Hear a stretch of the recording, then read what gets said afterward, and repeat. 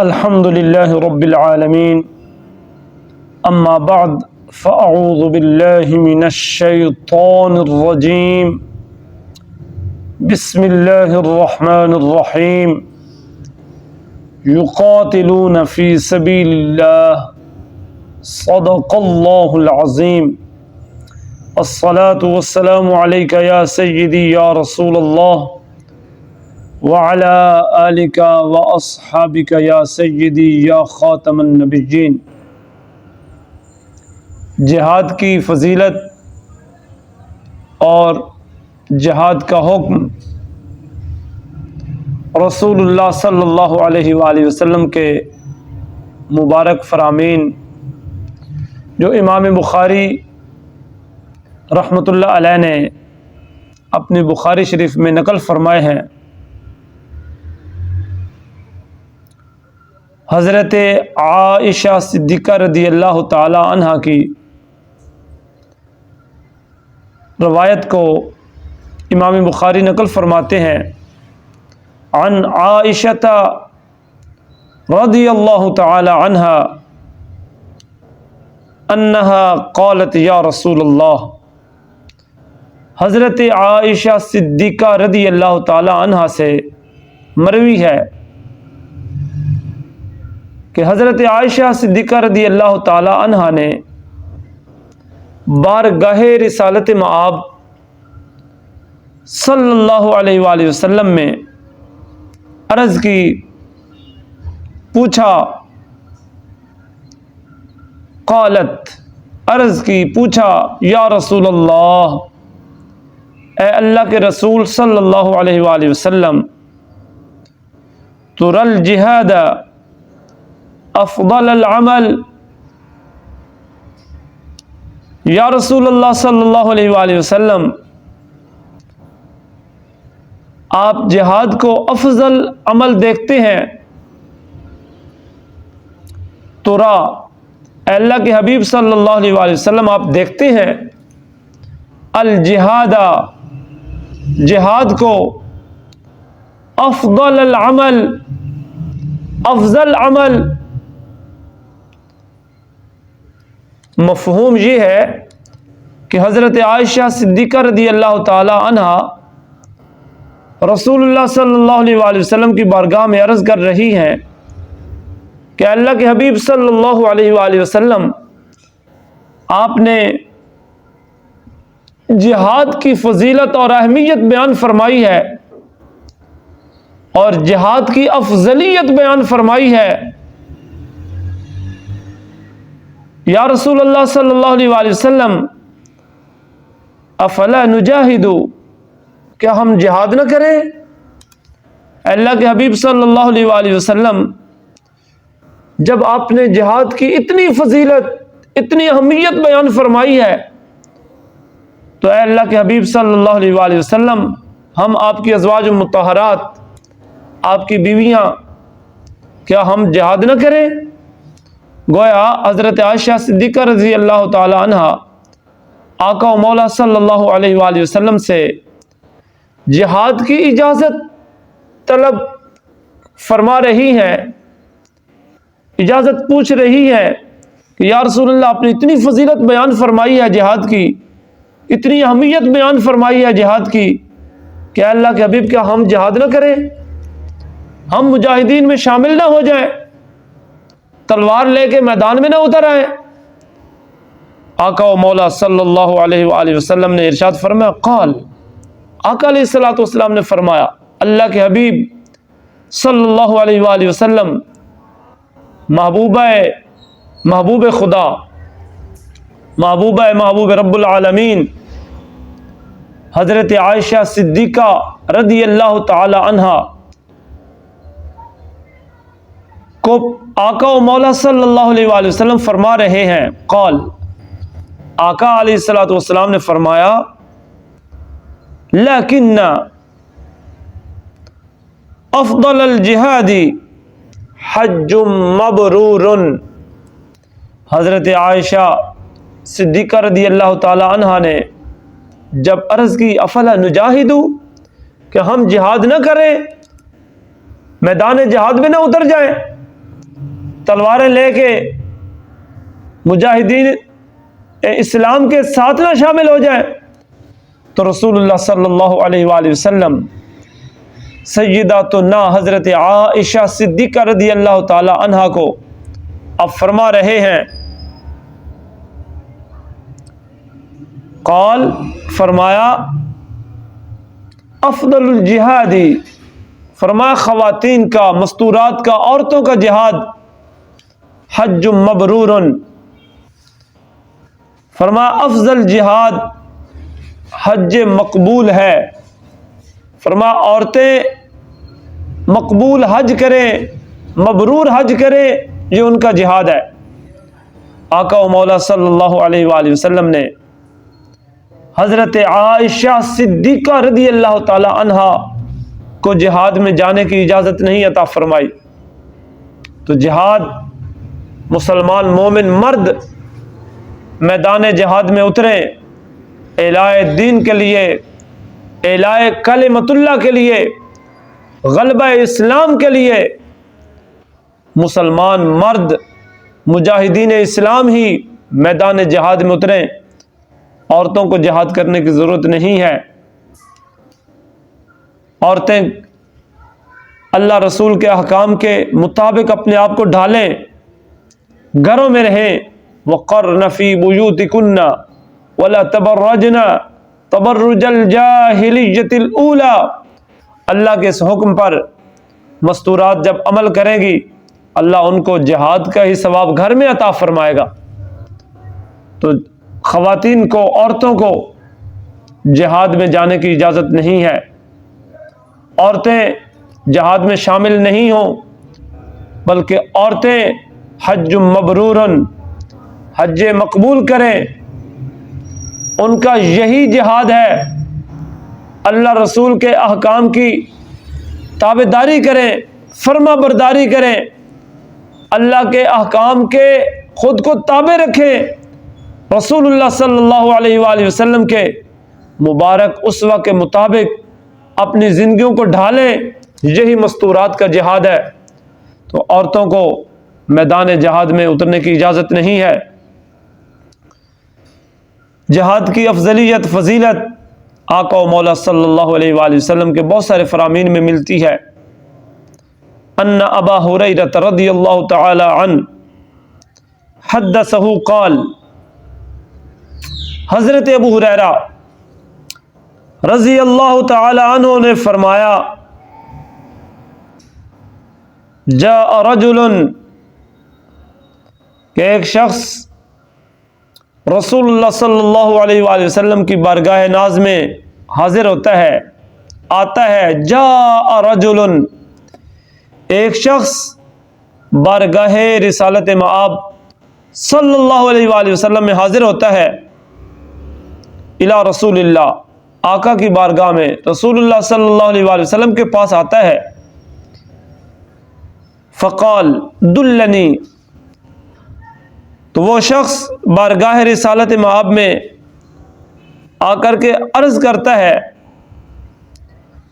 کہ اللہ کے حبیب صلی اللہ علیہ وآلہ وسلم میری ایسے عمل پر رہنمائی فرمائے۔ فقال، عرض کرتا ہے، دلنی، میری ایسے عمل پر رہنمائی فرمائے، علی عمل، ایسے عمل پر، دلنی، میری رہنمائی فرمائے، یعدل الجہاد، کہ اللہ کے حبیب صلی اللہ علیہ وآلہ وسلم جو جہاد کے برابر ہو، ایسے عمل کی طرف رہنمائی فرمائے، ایسے عمل کے بارے میں مجھے بتائیں۔ اے اللہ کے حبیب صلی اللہ علیہ وآلہ وسلم جو جہاد کے برابر ہو۔ حضرت ابو ہریرہ رضی اللہ تعالیٰ عنہ آقا کا یہ جو فرمان روایت فرما رہے ہیں کہ ایک شخص آیا رسول اللہ صلی اللہ علیہ وآلہ وسلم کی بارگاہ میں حاضر ہو کر کے آقا علیہ الصلوۃ والسلام کی بارگاہ میں سوال کرتا ہے، پوچھتا ہے کہ اللہ کے حبیب صلی اللہ علیہ وآلہ وسلم مجھے ایسے عمل پر میری رہنمائی فرمائے مجھے ایسے عمل کے بارے میں بتائیں اے اللہ کے حبیب صلی اللہ علیہ وآلہ وسلم جو عمل جہاد کے برابر ہو۔ گویا وہ شخص جہاد نہیں کرنا چاہ رہا، جہاد پہ نہیں جانا چاہتا کہ گھر بیٹھے بیٹھے کوئی ایسا عمل ہو جو جہاد کے برابر ہو۔ اس لیے تو وہ شخص بارگاہ رسالت مآب صلی اللہ علیہ وآلہ وسلم میں حاضر ہوتا ہے، حاضر ہو کر کے آقا و مولا صلی اللہ علیہ وآلہ وسلم کی بارگاہ میں سوال عرض کرتا ہے، اور فقال ادلنی، اور پھر عرض کرتا ہے یا رسول اللہ میری رہنمائی فرمائے ایسے عمل پر کہ جو عمل جو ہے کوئی، اے اللہ کے حبیب مجھے کوئی ایسا عمل بتا دیں، کسی ایسے عمل کی طرف میری رہنمائی فرما دیں، اے جانے جانا ایسا عمل مجھے آپ ارشاد فرما دیں جو جہاد کے برابر ہو۔ تو آقا و مولا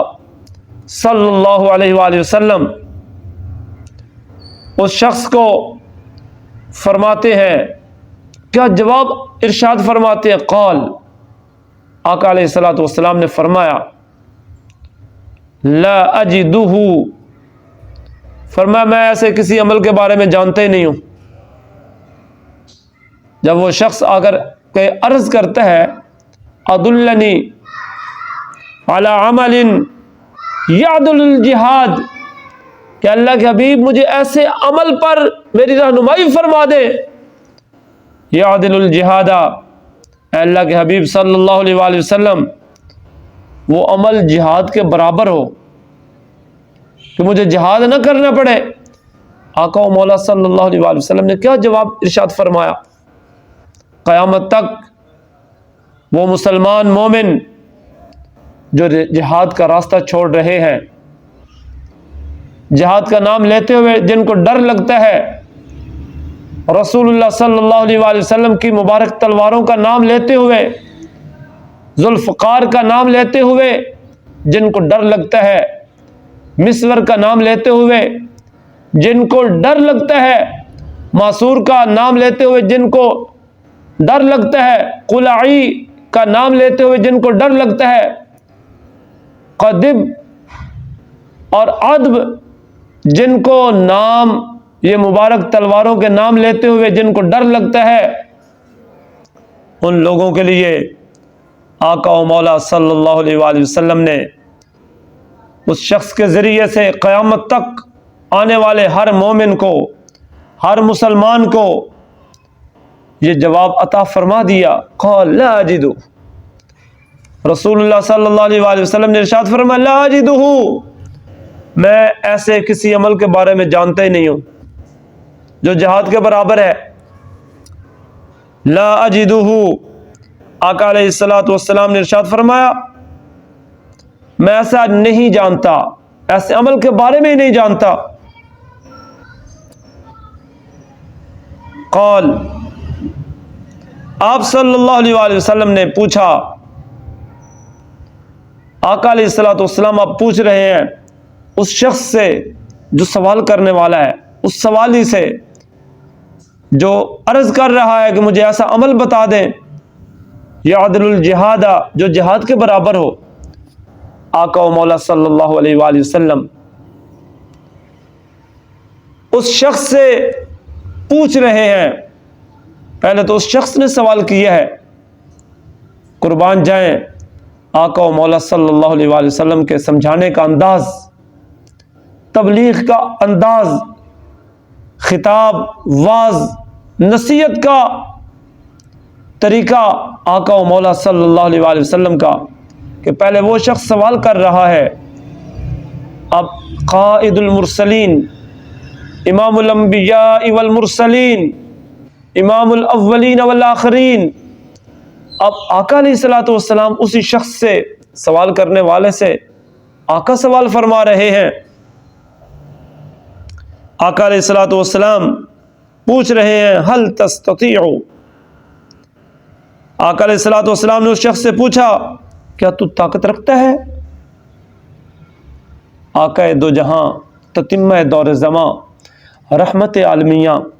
صفوت آدمیہ علیہ التحیۃ والثناء اس شخص سے سوالیہ انداز میں سائن آف انٹروگیشن، سوالیہ جملہ، سوالیہ انداز میں آقا علیہ الصلوۃ والسلام پوچھ رہے ہیں حل تستطیع، کیا سوال پوچھنے والے کہ ایسا کوئی عمل آپ مجھے بتائیں جو جہاد کے برابر ہو، یعدل الجہاد، جو جہاد کے برابر ہو۔ آقا علیہ الصلوۃ والسلام آپ اس سے پوچھ رہے ہیں حل تستطیع، کیا تو طاقت رکھتا ہے؟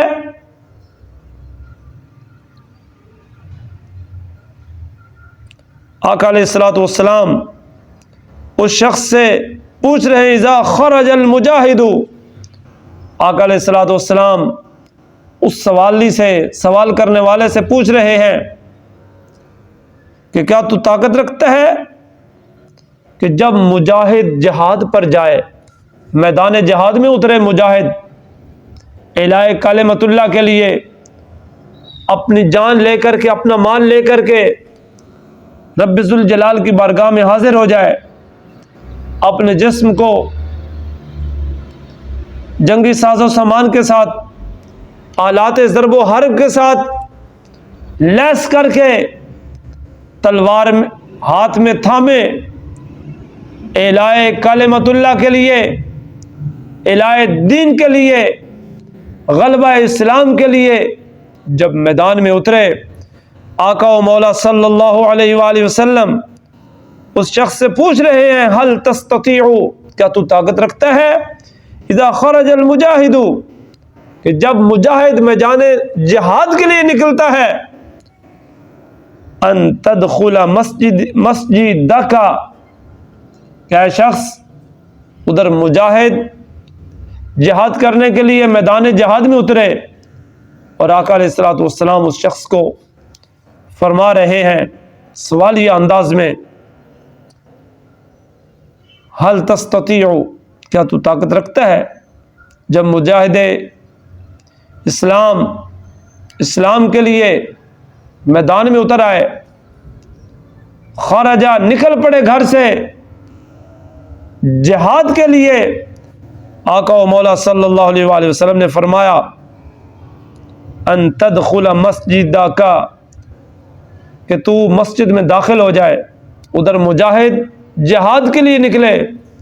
اور تو ادھر پیچھے مسجد میں، مسجد کیا کیا جاتا ہے؟ اللہ کی عبادت کی جاتی ہے، قیام رکوع سجدہ کیا جاتا ہے، اللہ کے حضور قیام ہوتا ہے، رکوع ہوتا ہے، سجدہ ہوتا ہے، تسبیح و تحلیلات ہوتی ہیں، پڑھی جاتی ہیں، مسجد میں اللہ کی عبادت کی جاتی ہے، اور میدان عمل کے اندر جہاد کیا جاتا ہے، اپنی جان ادھر صرف وجود لے کے جانا ہوتا ہے مسجد میں، اور میدان جہاد میں اپنی جان اللہ کی بارگاہ میں پیش کرنے کے لیے اور اپنا مال اللہ کی بارگاہ میں پیش کرنے کے لیے جانا ہوتا ہے۔ اب رسول اللہ صلی اللہ علیہ وآلہ وسلم اس شخص کو فرما رہے ہیں مجاہد جہاد کے لیے نکلے اور تو اللہ کے گھر مسجد میں داخل ہو جائے، فتقوم، آقا علیہ الصلوۃ والسلام نے ارشاد فرمایا کہ تو مسجد میں داخل ہو، اور مسجد میں داخل ہونے کے بعد تو اپنے رب کی بندگی کر، بندگی کے لیے اپنے رب کی بارگاہ میں قیام میں کھڑا ہو جا، قیام کی حالت میں آ۔ آقا و مولا صلی اللہ علیہ وآلہ وسلم نے فرمایا کہ تو قیام کرے، ولا تفترا، فرمایا تو ایسا قیام کرے کہ تو پھر کمزور نہ پڑے، یعنی لمبا قیام کرے، قیام ہی کرتا جائے، لمبا قیام کر۔ فتقوم، تو کھڑا رہے حالت قیام میں، ولا تفترا، اور تو تھکے نہیں، تیرے پاؤں میں ورم نہ آئے، تیری ٹانگیں تھکے نہیں، تیرا وجود تھکن محسوس نہ کرے، بس تو کھڑا رہے اللہ کی بارگاہ میں، رب ذوالجلال کے حضور ہاتھ باندھے عاجزی تذلل کے ساتھ، نگاہیں نیچے کی ہوئے، سجدے والی جگہ پہ نظریں گاڑے، حضور قلب کے ساتھ اپنے رب کی بارگاہ میں تو کھڑا ہو جا اور قیام کرے، اور قیام بھی ایسا کہ لمبا قیام، ولا تفترا، کہ تو کمزور نہ پڑے۔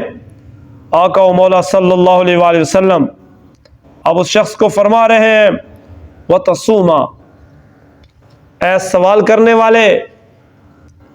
کہ ایسا کوئی اللہ کے حبیب عمل بتا دے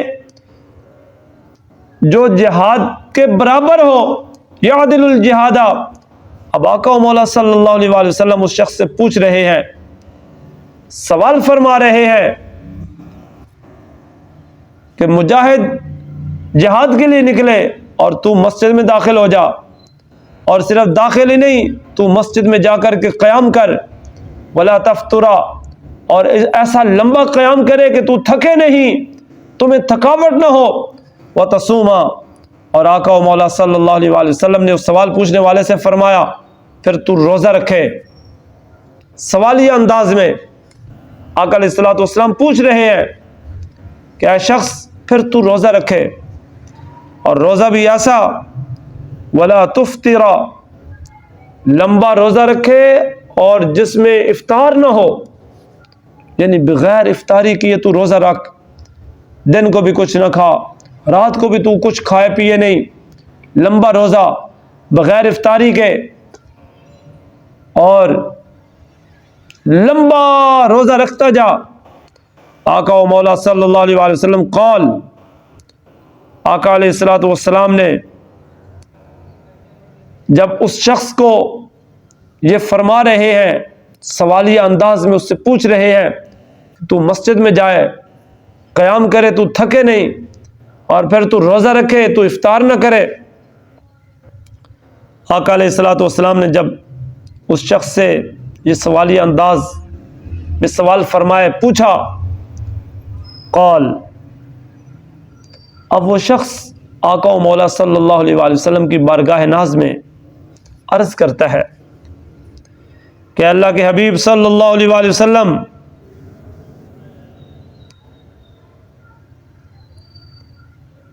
وَمَن يَسْتَطِيعُ ذَلِكَ، کہ اللہ کے حبیب صلی اللہ علیہ وآلہ وسلم یہ جو عمل آپ نے بتایا ہے کہ جب ادھر مجاہد جہاد کے لیے نکلے تو مسجد میں داخل ہو جائے اور لمبا تو قیام کرے، پھر تو روزہ رکھے کہ جس روزے میں افطار نہ ہو،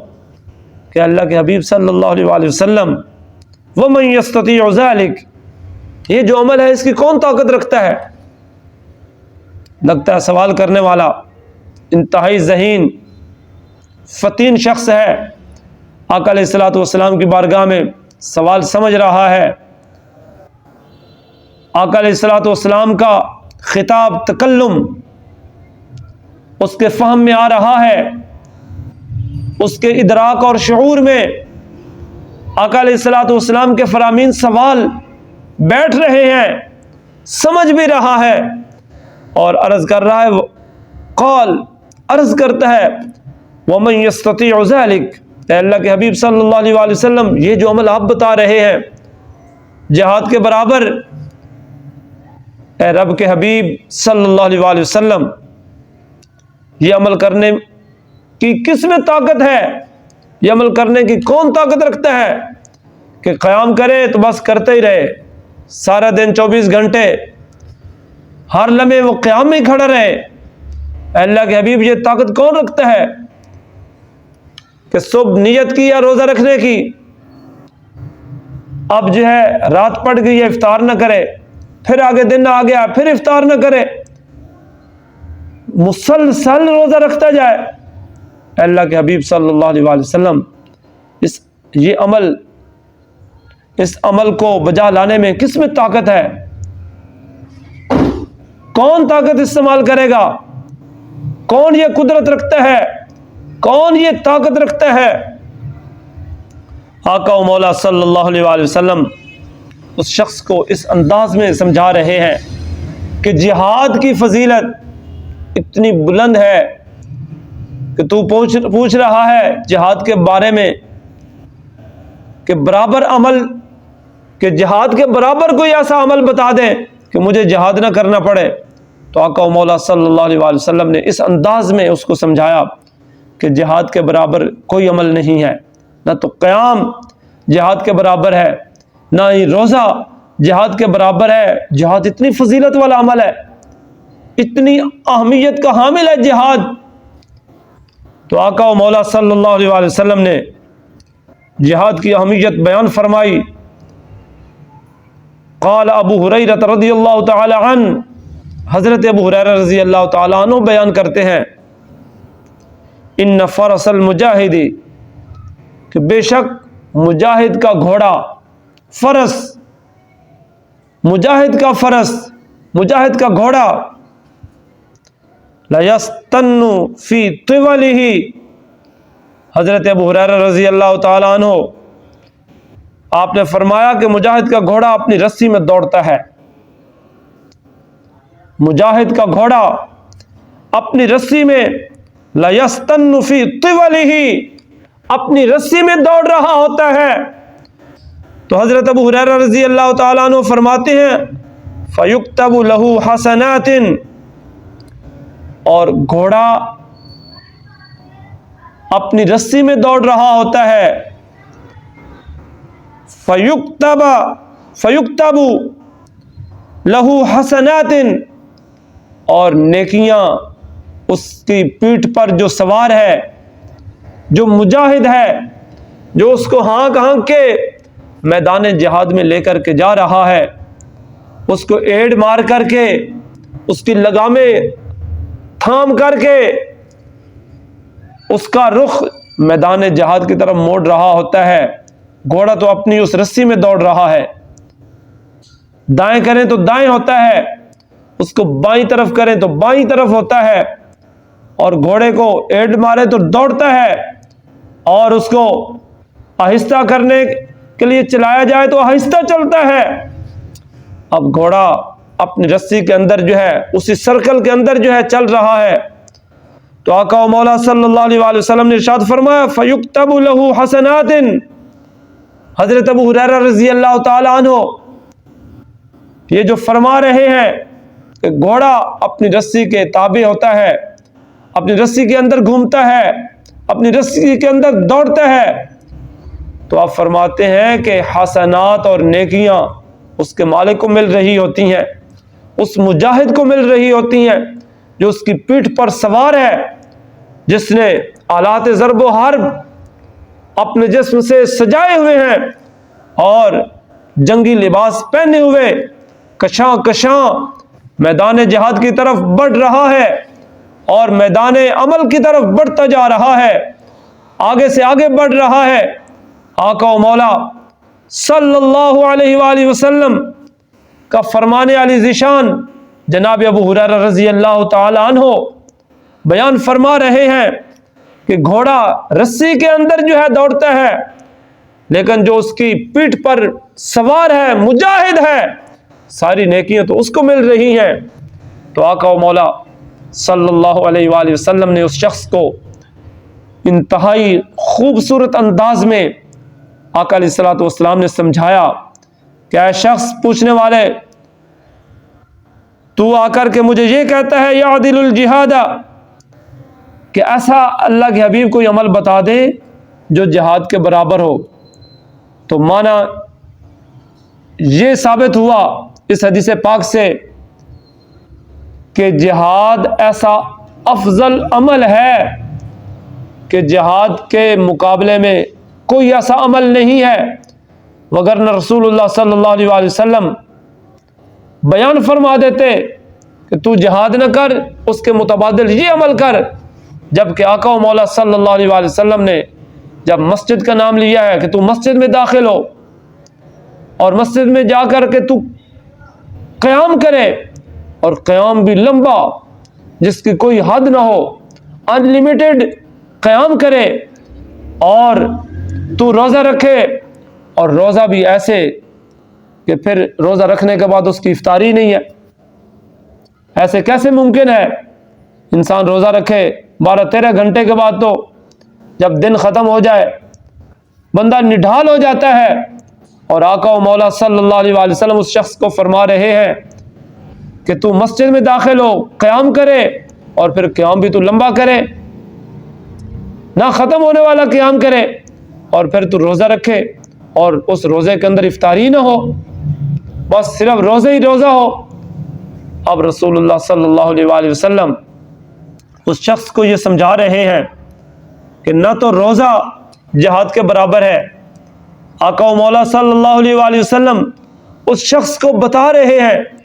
نہ ہی تو لمبا قیام جہاد کے برابر ہو سکتا ہے۔ جہاد کی اپنی فضیلت ہے، جہاد کی اپنی افضلیت ہے، جہاد کی اپنی اہمیت ہے، اور زبان سے جہاد اور ہے، لیکن تلوار پکڑ کر کے میدان جہاد میں، میدان کار ساز میں اترنا یہ اور مقام ہے۔ اور فَيَقْتُلُونَ وَيُقْتَلُونَ،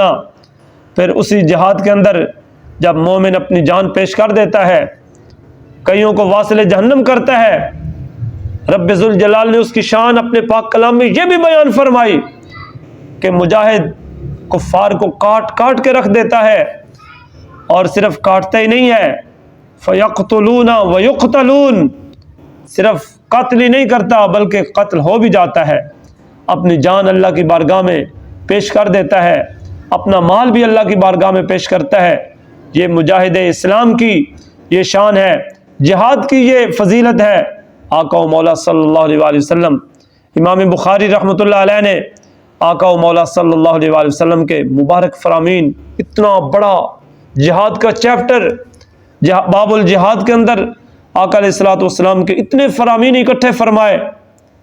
کہ ہر فرمان کے اندر جہاد کی فضیلت، جہاد کی اہمیت رسول اللہ صلی اللہ علیہ وآلہ وسلم نے بیان فرمائی۔ عورتیں رسول اللہ سے پوچھ رہی ہیں، جب عورتیں مستورات، آقا علیہ الصلوۃ والسلام کی ازواج مطہرات سیداتنا حضرت عائشہ صدیقہ رضی اللہ تعالی عنہ آقا کی بارگاہ میں سوال عرض کر رہی ہیں کہ جہاد کی اتنی فضیلت ہے، جہاد کی اتنی اہمیت ہے، تو خود آگے بڑھ کر کے حضرت عائشہ صدیقہ رضی اللہ تعالی عنہ جہاد کی اجازت طلب کر رہی ہیں، تو آقا و مولا صلی اللہ علیہ وآلہ وسلم نے عورتوں کو جہاد کی اجازت نہیں عطا فرمائی، بلکہ اپنی ازواج مطہرات کو یہ الفاظ فرمائے، لیکن افضل الجہاد حج مبرور، فرمایا مستورات کے لیے افضل جہاد حج مبرور ہے، حج مقبول ہے۔ رب ذوالجلال کی بارگاہ میں دعا کرتے ہیں کہ اے اللہ، غزہ کے مسلمان اپنی جانیں بھی تیرے حضور پیش کر رہے ہیں، غزہ کے مسلمان اپنا مال بھی تیرے حضور پیش کر رہے ہیں، اپنی اولادیں بھی پیش کر رہے ہیں،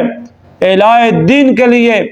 اسلام کے غلبہ کے لیے۔ اے اللہ، یہ جو گفتگو ہے، یہ جو آقا و مولا صلی اللہ علیہ وآلہ وسلم کے فرامین، رب ذوالجلال کا پاک کلام، آیات جہاد بیان کی جا رہی ہے، مقصد ان کا ایک ہی ہے کہ اللہ مسلمانوں کے اندر، مسلمانوں کے سینے جذبہ جہاد سے بھرپور فرما، مسلمانوں کے دل کے اندر جہاد کا جذبہ پیدا فرما، اور مسلمان صرف دعاؤں کے ساتھ ہی نہیں، دعائیں کیسے قبول ہوں؟ پوری دنیا میں مسلمان دعائیں کر رہے ہیں، لیکن عملی طور پر ایک مسلمان بھی ادھر نہیں بڑھ رہا۔ غزہ کے مسلمانوں کی مدد کے لیے ہر طرف پوری دنیا میں لاکھوں کی تعداد میں حج کے موقع پر مسلمان دعائیں کرتے ہیں، ایک دعا بھی قبول نہیں ہوتی۔ اب جو ہے غزہ کے مسلمان اپنا تن من دھن، اپنی اولاد مال، سب کچھ اللہ کی بارگاہ میں پیش کر رہے ہیں، لیکن مدد کے لیے تو کہہ رہے ہیں کہ مسلمان بھی آئیں۔ حجت قائم ہو رہی ہے کہ والمستضعفین من الرجال والنساء والولدان، وہ کمزور مرد، عورتیں، وہ بچے مدد کے لیے پکار رہے ہیں۔ اب پوری دنیا کے مسلمان جو کہ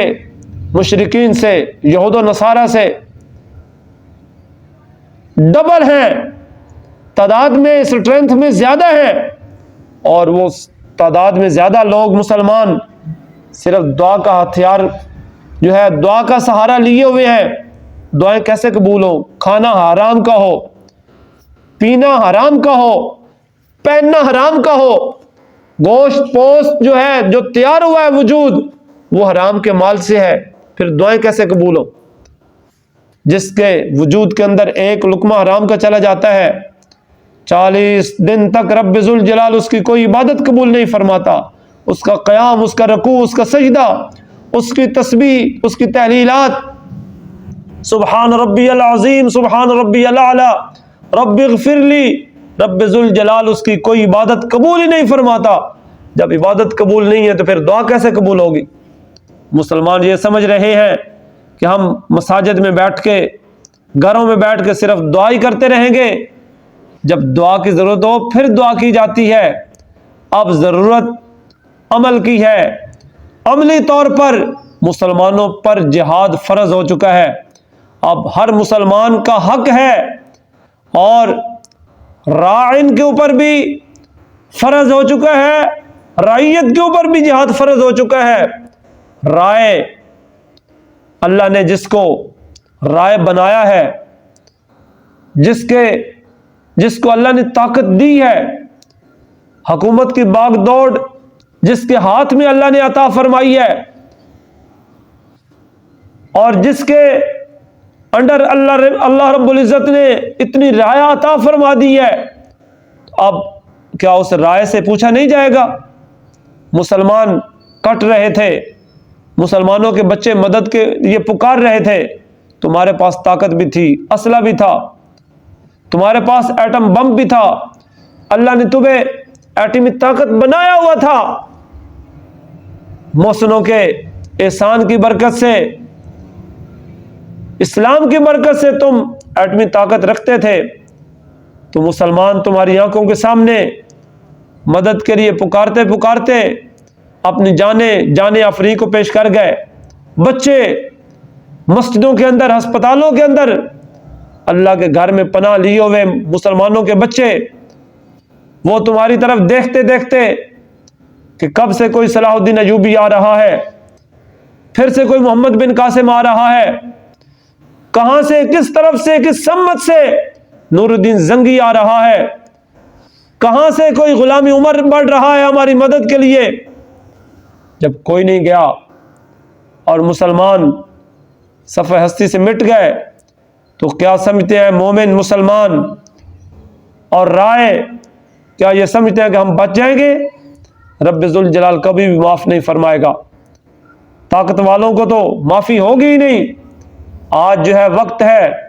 کہ ان مسلمانوں کی آگے بڑھ کر عملی طور پر،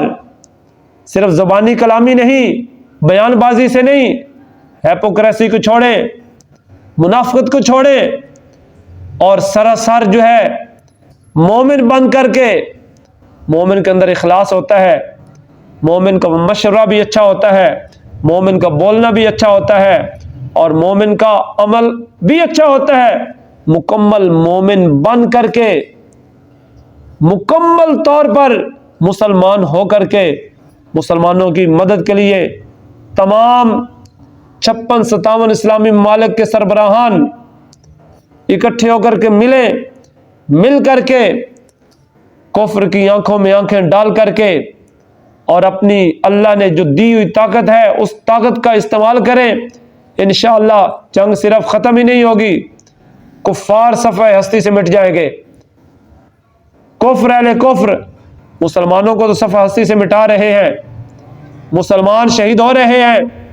فَيَقْتُلُونَ وَيُقْتَلُونَ پر وہ عمل کر رہے ہیں، یقاتلون فی سبیل اللہ پہ وہ عمل کر رہے ہیں، وجاہدوا فی اللہ حق جہادی پر وہ عمل کر رہے ہیں۔ اے دیکھنے والے مسلمان، تو کب تک تماشائی بنا رہے گا؟ جو تماشائی ہوتے ہیں، جو صرف تماشا دیکھتے ہیں، رب ذوالجلال سے لوگوں کا بھی تماشا بنا دیتا ہے۔ اے رعیت نیچے تمہیں کہہ رہی ہے، تمہیں اپنی رعایا بھی تمہاری توجہ اس طرف مبذول کر رہی ہے، تمہیں جھنجھوڑ رہی ہے کہ اے ہمارے حکمرانوں، اے ہمارے سروں پہ مسلط، آؤ اس وقت اسلام کے لیے، اسلام کو ضرورت ہے جہاد کی، تلوار کے ساتھ اعلاء دین کے لیے ضرورت ہے، آؤ میدان میں عملی طور پر نکلیں۔ دعائیں اس وقت ہوں گی جب تلواریں میدان میں میانوں سے باہر نکلیں گی، تلواروں کی چمک، تلواروں کی کڑک، تلواروں کی جب آوازیں کفار کی ہڈیوں کو کاٹتی ہوئی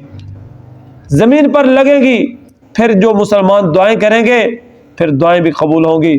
رب ذوالجلال کی بارگاہ میں دعا کرتے ہیں، اے اللہ غزہ کے تمام مسلمان جو شہید ہو چکے، پھر اللہ ان کی شہادت کو قبول فرما، ان کا خون کبھی رائے گاہ نہ جائے۔ پھر اللہ جو مسلمان مرد، عورتیں، بچے، بوڑھے، جوان بچ چکے ہیں، پھر اللہ ان کی حفاظت فرما۔ بہت سارے مسلمان پھر اللہ زخمی ہیں، پھر اللہ ہسپتالوں کو تو اڑا دیا گیا، بم مار دیے گئے، پھر اللہ وہ ہسپتال ختم ہو گئے، پھر اللہ جو زخمی ہیں خزانہ غیب سے مدد فرما، اللہ پاک ان کو صحت عافیت عطا فرما، پھر اللہ اسلام کو غلبہ عطا فرما۔ اسلام زندہ باد، مسلمان زندہ باد، وآخر دعوایا ان الحمد للہ رب العالمین۔